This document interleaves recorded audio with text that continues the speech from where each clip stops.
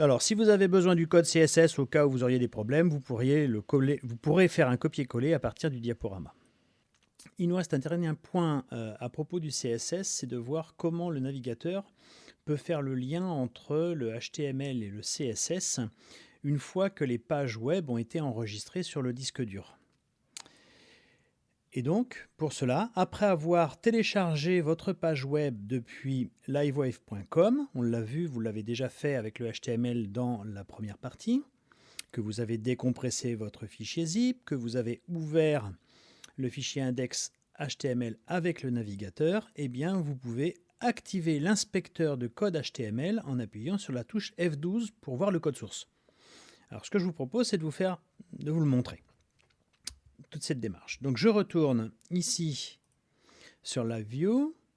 Vous devez avoir donc quelque chose qui ressemble à ça. Alors vous pouvez parfois avoir la surprise, vous voyez, bien que vous ayez mis ici dans display inline-bloc qui veut dire des blocs sur la même ligne, les deux blocs ne sont pas ici sur la même ligne. C'est tout simplement parce que le navigateur n'a pas la place de mettre ces deux blocs l'un à côté de l'autre. Voilà. Et donc si vous lui laissez suffisamment de place, il peut mettre ces blocs l'un à côté de l'autre.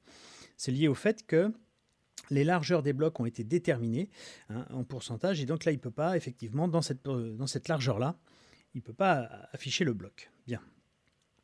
Donc je vais dans la partie Download. OK.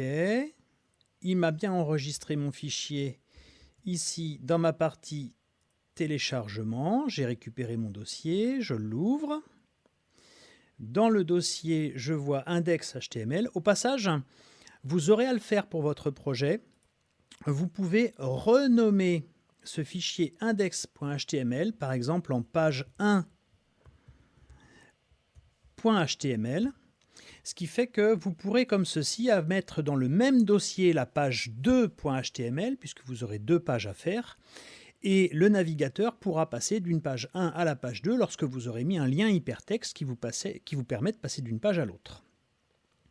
Au passage, dans le dossier CSS, on voit qu'on a une feuille de style ici, style.css, et effectivement, si je regarde le contenu de cette feuille de style, voilà, eh bien vous voyez qu'on retrouve bien toutes les instructions que l'on a mis dans la colonne CSS au niveau des caractéristiques et des différents attributs dans les descripteurs.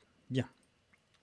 Alors si j'ouvre maintenant la page 1, puisqu'en fonction de la taille de l'écran, eh bien le navigateur va disposer les différents blocs différemment, selon que vous ayez une tablette, un smartphone ou un écran d'ordinateur. L'aspect du site change et s'adapte en quelque sorte. Alors activer l'inspecteur de code, ça consiste à appuyer sur la touche F12, voilà, et ici, vous avez une page qui s'affiche où vous retrouvez en fin de compte votre code HTML. Alors vous pouvez ouvrir les différents onglets, Body, classe base, vous retrouvez ici votre liste, vous pouvez ouvrir les différents onglets et vous allez retrouver tout votre code HTML. Au passage, vous voyez que en fonction de l'endroit où vous passez votre curseur, eh bien, vous voyez sur quelle partie du site eh bien, correspond le code HTML que vous avez sous le curseur à chaque fois. Ce qui fait qu'on peut dérouler chaque onglet et retrouver, voilà, par exemple, la ligne des sites internet, en dessous la ligne des vidéos, et on voit bien à chaque fois que ça correspond en fin de compte à l'endroit où est situé le curseur dans la partie de l'inspecteur de code. Alors, je reviens justement sur le lien entre le HTML et le CSS. Eh bien, vous voyez ici que dans la balise head, là, il y a une ligne link type égale text/css. Et puis, vous avez ici le type de source, donc style sheet, ce qui veut dire c'est une feuille de style, et href, qui veut dire un lien, sur le dossier CSS et justement le fichier style.css, c'est-à-dire que le logiciel LiveView où vous avez tapé votre code HTML et où vous avez rentré vos codes CSS, eh bien ce logiciel, quand vous faites télécharger, il rajoute dans l'entête, ici, le lien qui permet au navigateur de connecter le HTML et le CSS ensemble, de telle sorte que l'affichage de la page web corresponde aux caractéristiques du CSS. On voit ici Au moment du téléchargement, le site LiveView, pardon, pas LiveViewer, ajoute une ligne dans le head, l'entête de la page. Et puis on peut le vérifier en allant dans le fichier, dans le dossier CSS. Voilà. Et dans le dossier CSS, c'est là où on retrouve justement style.css, où il y a toutes les instructions de la mise en forme. Alors, vous en êtes où? Je vous laisse vous poser ces quelques petites questions. Qu'est-ce que veut dire HTML?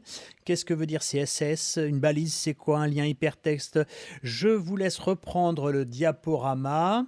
Je vous laisse réfléchir. Est-ce que vous seriez capable de me donner une définition de ce à quoi correspond chacune de ces 20 lignes?